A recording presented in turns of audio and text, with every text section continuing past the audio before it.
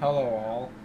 I'm gonna go over a few of drone basic parts today, and if you buy a drone kit or you buy everything separately, you're basically gonna end up with a pile full of parts. And some people don't know what all those parts do, so I'm gonna explain a little bit in depth on what each part does today. I'm filming that on my GoPro. It's a GoPro Hero 3 Black Edition with Wi-Fi. That's why I can control it on my phone. If you can see that there, you see everything the GoPro sees, but there is some lag through the Wi-Fi connection. That's why Wi-Fi really isn't good for first-person view. If you're looking to run first-person view on your quadcopter, or drone, or hexacopter, or whatever type drone you build, you will probably want a FPV, that stands for first person view, RX and TX. TX stands for transmitter, RX stands for receiver. This is the part that goes on your drone. It receives input from your camera and sends it out through this antenna to your receiver, which you have plugged in somewhere. This one runs off of 12 volts, so I can run it off of the extra drone batteries I have, or a car battery or whatever. But it gives out an AV, audio-visual output through from an RCA cable. So you can actually plug this into like a TV set, a computer monitor, anything that takes RCA connection. But there's no lag in this at all whatsoever. Like, it's basically live television broadcasting, and this setup right here, it's 5.8 gigahertz, and it goes up. Can you watch this habit? It goes up to, I would say, I don't know. I've had it over 400 feet away before, but on the internet it says this thing's good up to almost a mile.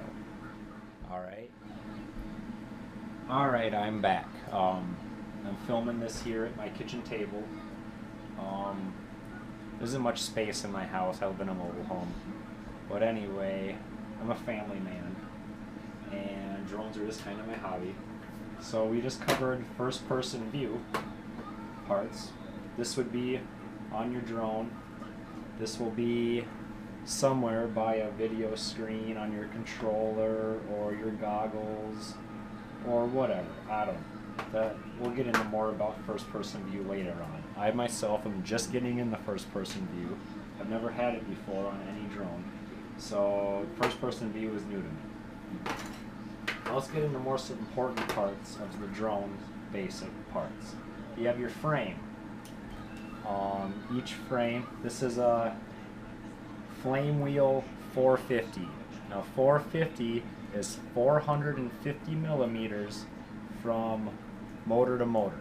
Alright, that was last year's build. I'm really not going to talk much more about this drone today. It flies awesome. It can do all kinds of stuff. It can carry your GoPro around. It can do all kinds of stuff. This is the Flamewheel 550 Hex. And what that does, or what 550 is, it's 550 millimeters from motor to motor. In most race quads and stuff, or or your 180 class, your 250 class. But if you hear anybody talking about numbers like that, that's what they're referring to, is dimension across the motors like that. So I've lost my GoPro connection with my Wi-Fi. I'll try to reconnect. But that's your frame, alright? And we'll talk more about frames later, but I'm just kind of going over the basics of what you have. This is the bottom part of the frame of the F550 quad, but it's also a power distribution board. That's PDB, power distribution board. So what it's saying is your battery will connect to these 2 points here, and then it distributes power out to all 6 of your motors through these points here. You have to solder those wires onto those tabs to make the connection, but it's convenient because you don't need a separate power distribution board. So it saves you a little bit of weight, saves you a little bit of space, keeps everything a little bit tidier. Not all drones have a built-in power distribution board. I actually have a separate power distribution board right here that came with this kit. It's this little guy right here, which if you want, you could solder all your wires onto that and it would do the exact same thing. But most people just choose to run this. This is the landing gear I ordered. It's not really necessary to have a drone, but if you would like to have a camera gimbal that, you know, for controlling your camera, self-leveling, and you can control its roll, that's side to side, and its pitch, forward to back, you kind of need some landing gear because it kind of needs to hang under that. So this unit alone, that's the gimbal, by the way, they call that the gimbal. If I plug that into my drone's battery, this camera would automatically self-level itself. And no matter what the drone's doing, the camera would stay level. Alright? Now after I hook everything up like it's supposed to be, I should be able to turn one of these knobs on my transmitter. That's a TX. That's my controller, the transmitter for my drone. I will be able to point the camera down and up as I see fit. And I can also plug the camera into my first person view setup, or my transmitter of my first person view, so I will be able to see in live time whatever my camera sees. So if I wanted to film, let's say, a roof or some, I don't know, zebras or something, I would actually be able to look at my screen, which I have, but I haven't mounted onto here yet. Or if you had first-person view goggles, it would work through there too. Or if you plugged your receiver into a TV. But anyway, whatever you're looking at through your camera, you would be able to see in live time, and that's what you were recording. It's kind of handy if you're actually trying to get into the photography business. I'm just a hobby guy. I just like doing it for fun. So this is landing gear with a gimbal.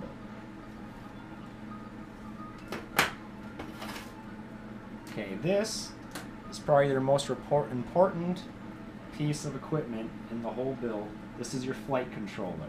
This is the APM 2.8 flight controller, and for short that's FC. If you hear anybody talking about FCs, they're talking about flight controllers.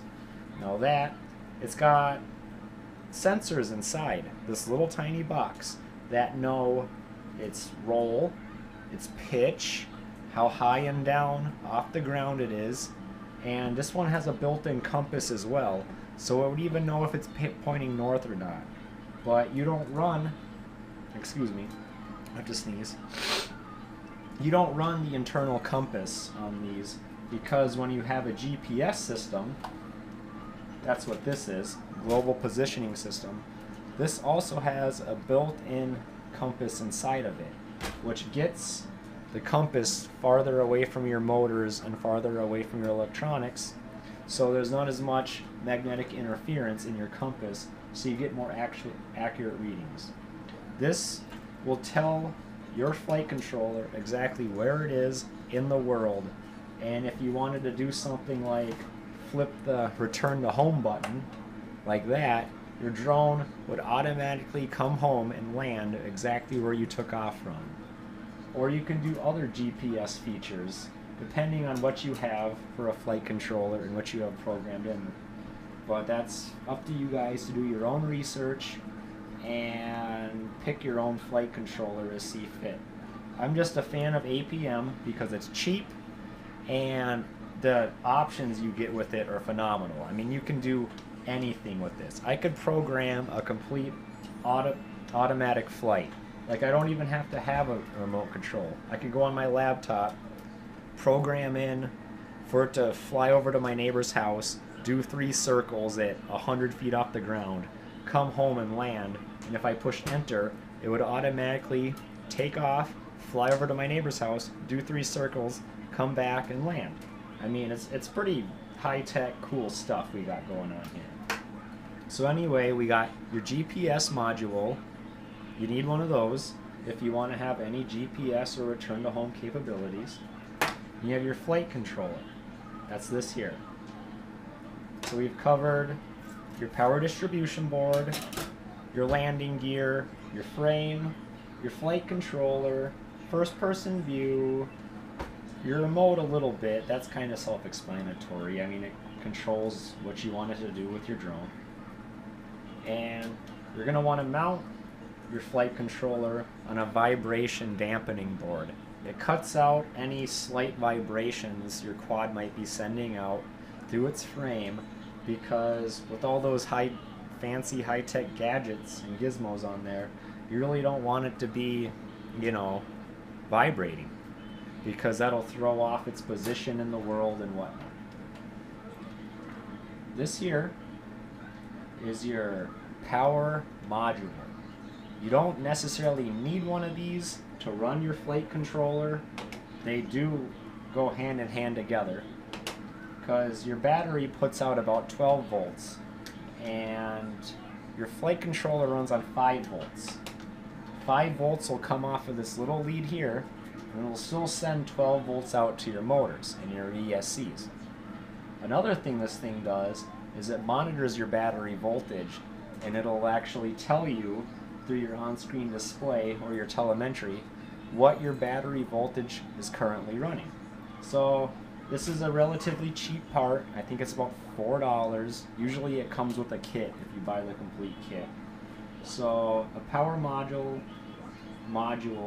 is something that you'll probably want if you're getting into drone building with the APM, you know, photography type drone. This is an ESC. That stands for Engine Speed Controller.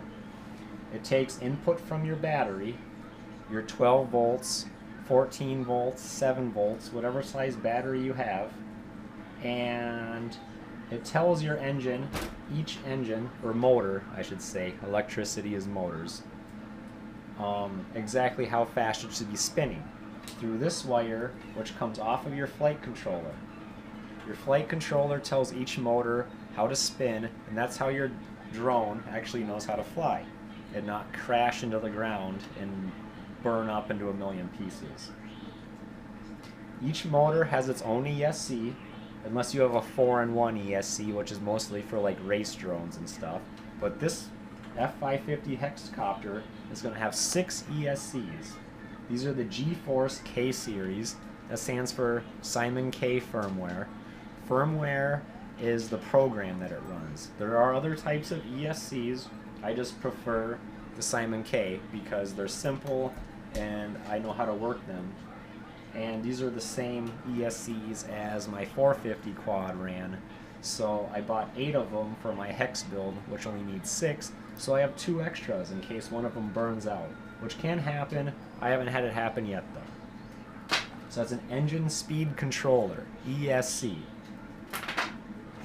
Right here I have a motor. This one's busted. The shaft busted out of it when I crashed into a telephone pole. This is brushless. That means there's no brushes in it. It just works off of magnetic forces. 3-phase. Your ESC puts out 3-phase. Your motor takes 3-phase. Your motor will plug right into your ESC, and that's how the power gets from your battery to the motor. It's through your ESC, and its speed is controlled by the flight controller.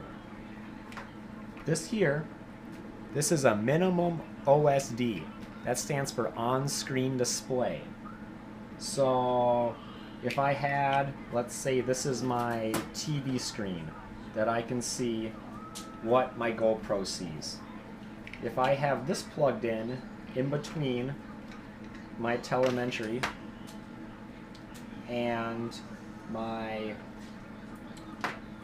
first-person view transmitter, it'll say on the side of the screen my altitude, what flight mode I'm in, how high I am off the ground, my battery voltage, and all that. On-screen display, as in it displays your statuses on the sides of the screen. Not necessary if you just want to fly your drone, but the kit comes with this. It's a minimum OSD. I got it with my old kit, but I'm going to use it on this current kit. And I've never used it yet. I'm kind of excited to see how it works. Like I said, I'm just getting into the on-screen display in the first-person view setup. This is radio telemetry. Basically what that does is it plugs into your flight controller and it'll send out whatever your flight controller is saying through this antenna to a USB receiver on the ground, which you can plug into your laptop, your tablet, your smartphone, and see real-time flight data through your telemetry. But you can also program your quad through the telemetry system, like your flight rates. You can program missions for your GPS. It'll tell you your pitch and your roll and all that good stuff right live time through your computer screen. And this also has almost up to a mile range. This is your receiver, also known as an RX. That binds with this. This is a FlySky transmitter. This is a FlySky receiver.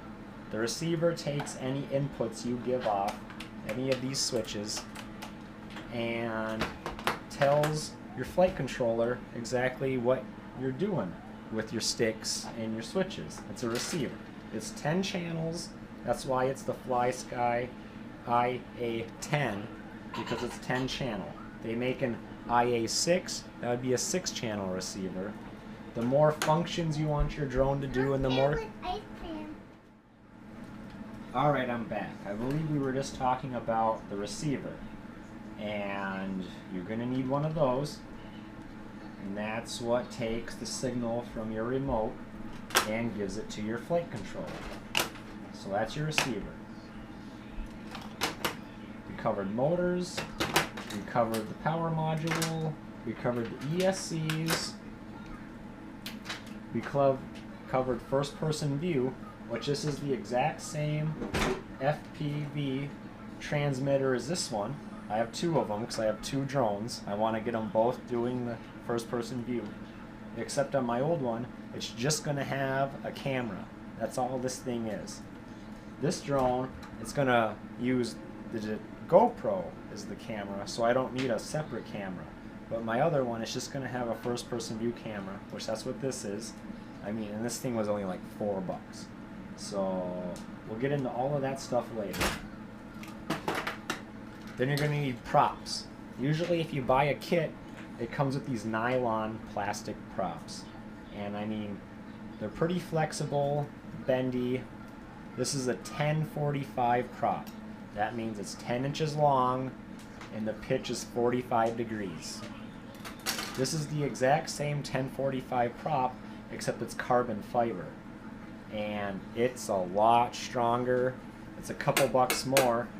But these, when you're flying, it seems like they bend when they're spinning around in the air and you got the weight of the drone hanging off of them. And if you tap a tree branch or something, I've always had these just shatter. Now these are a little stronger, they're a little bit more, but you're going to definitely want to buy a lot of props if you're just getting started, because you're going to crash. I mean, there's no way getting around crashing. It's going to happen. It happens to the best of us. So having a lot of props on hand is a must. Same as if you build a couple different drones, or just one, and you're starting out, like this is one of the arms off the F550 or the F450 drones. This is a Cool RC brand. It's basically the same thing as the DJI brand. Now I've bought these in bulk. This one's busted from when I crashed one of the times. But you're going to need a few extra props. And, I mean, that's not a prop, that's an arm. But you're going to need extra parts, arms, props. I have extra EFCs, extra motors, bags of props. I mean, I've been in the hobby for a little while now.